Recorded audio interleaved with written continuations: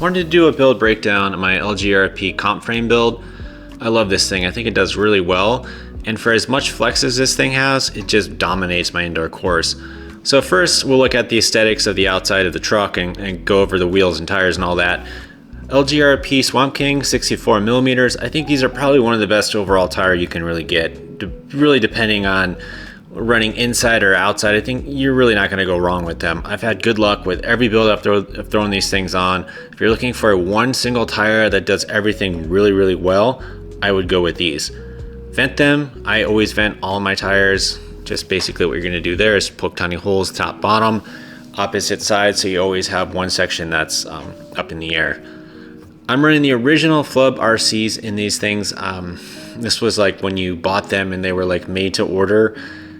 I had them sitting around, so I threw them in. The sidewall is excellent, as you can see, and then it does give a lot of squish, so the tire can conform up and over things. These are the Mofo RC wheels. I like these because I think they can give it a cool scale look. I like the rings, and I like on the inside, you've got a little bit beefier hardware.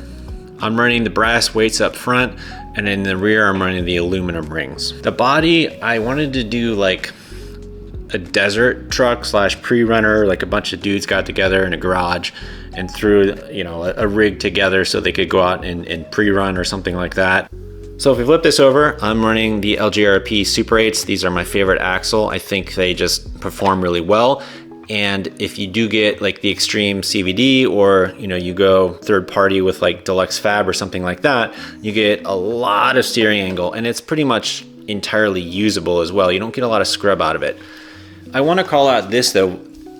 I found that this thing performs a little bit better and moves a little bit freer if you put a tiny spacer right there in the upper link where that mounts here to the rear link riser. One thing I do love about these Comp chassis is the fact that you can run your stock battery on these things, and it's made in a very friendly manner so that you can get the battery up front and as low as possible, really without having to go out and buy new batteries, because I'm sure at this point in the game we all have at least a half a dozen of these like stock batteries from the SX24 sitting around, so this is a nice way to not have to buy additional batteries. So back to my earlier point about running this particular comp frame in like the style that I saw on their website and on their Instagram page, is I typically would not run these long of a shock. I think it is overkill on some of the builds that I have, but on this thing it just works. It works so well, it actually shocked me. So these are 54 millimeter shocks, and then what you do to get this thing to sit nice and low like this, kind of the quote unquote slammed look, is you basically just take a pair of flush cuts and you cut the rear spring in half. So I would always recommend maybe cut a little bit more, maybe 3/4, and then set it up and then see how it looks, and then go back, because you can't undo a cut. If you can, I would highly recommend that you spring for the additional shock towers and braces in billet. The 3D printed stuff is okay, but for me, you know, these trucks do fall a lot, at least if I'm trying technical stuff, and I have the ability to just snap 3D printed parts pretty much on arrival, so I would recommend just upgrading to the billet parts wherever you can. So you may recognize the purple motor. This was just pulled from one of my builds before. You might remember that from a video or two ago. This is also attached to the MBL32 ESC. I think this is the V2. I don't think that's the official version of it, because V1 was a much bigger ESC and it had a larger footprint. This V2, or if you buy this relatively recently, does come with this smaller ESC, which is nice because it kind of lowers the footprint of this thing and fits into your builds better.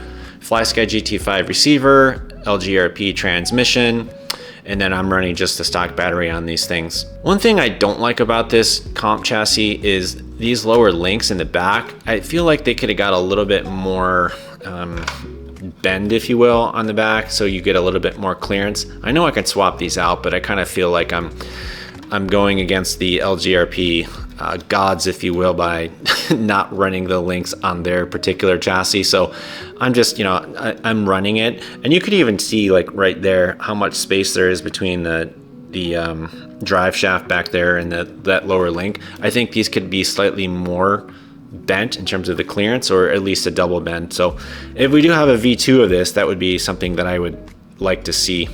Another thing of note was I was running that LGRP thing up front where the limiting strap, but I kept breaking those tiny like gasket washer thing, or the little gasket piece that came with it, like the string part. I think because I had these trucks out in the garage and it just would get so hot out there that they would dry out. So like that's not on them, that's just probably on me where I was storing it. But what I did to get around that was I added these rubber bands, and I'll link these in the description below, and these really do help a lot in terms of kind of sucking that front down and aiding in performance.